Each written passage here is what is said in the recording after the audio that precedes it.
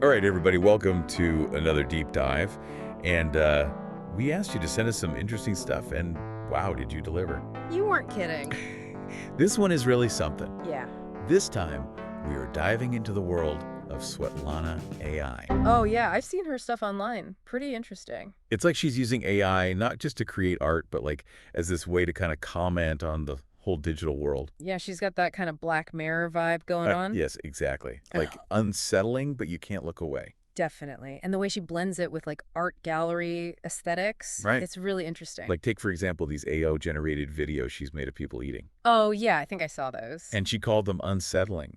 And I gotta say, after watching a few, I totally get it. Yeah, what's up with those?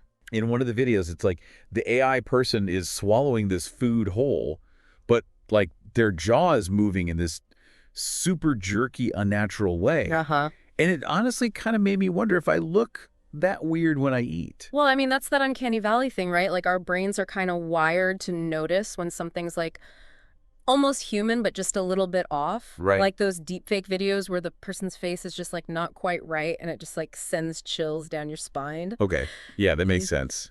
So creepy. Yeah. But back to Swetlana. I mean, she doesn't shy away from that creepy, unsettling feeling at all. She pretty leans into it. She really does. And get this, she's not even just using AI.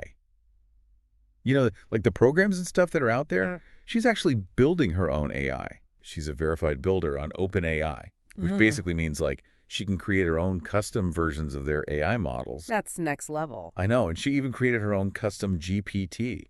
It's called Freud GPT. Freud GPT. What does that even do? I have no idea. Yeah. But it just goes to show she's not messing around. Seriously.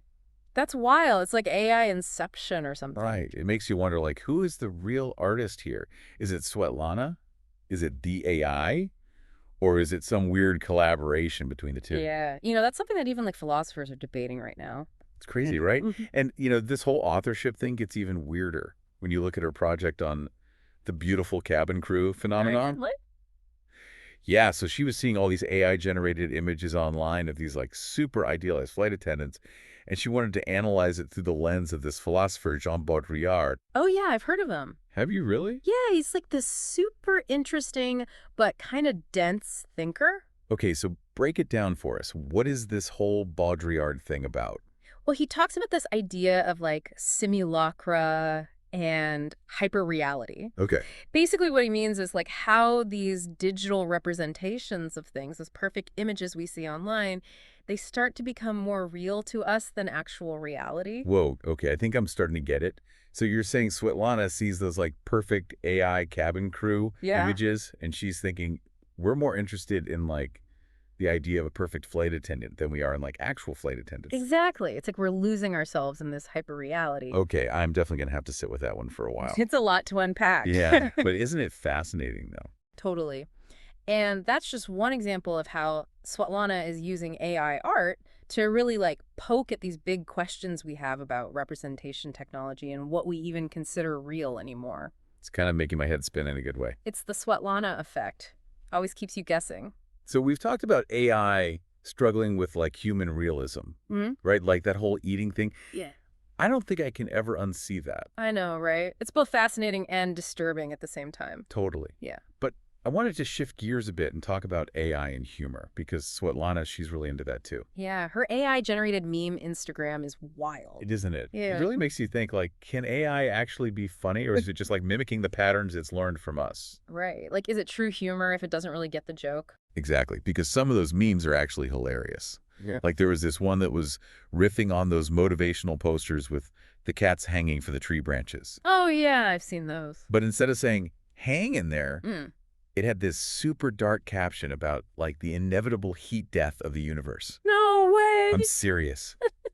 And it was so unexpected, I actually laughed out loud. That's kind of amazing. It's like AI is picking up on irony, sarcasm, even like absurdism. Right. And that just opens up a whole other can of worms.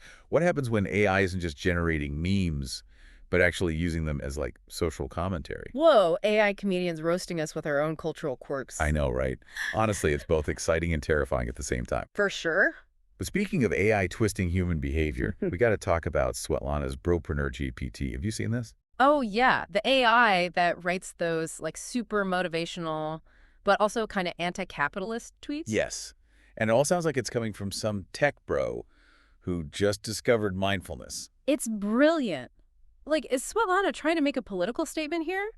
Or is it more about showing how easily AI can mimic and manipulate human language? Right.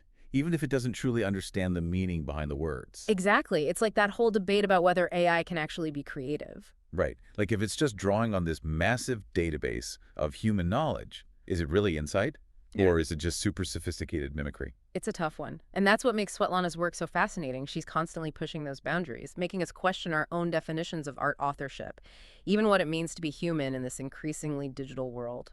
It's like she's holding up this funhouse mirror to our digital lives.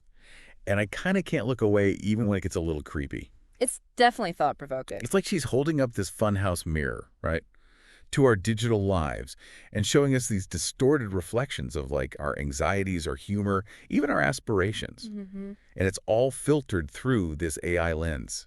It's fascinating and kind of scary at the same time. Definitely. I think that's what makes her work so interesting, though. Yeah. Like, a little bit of discomfort.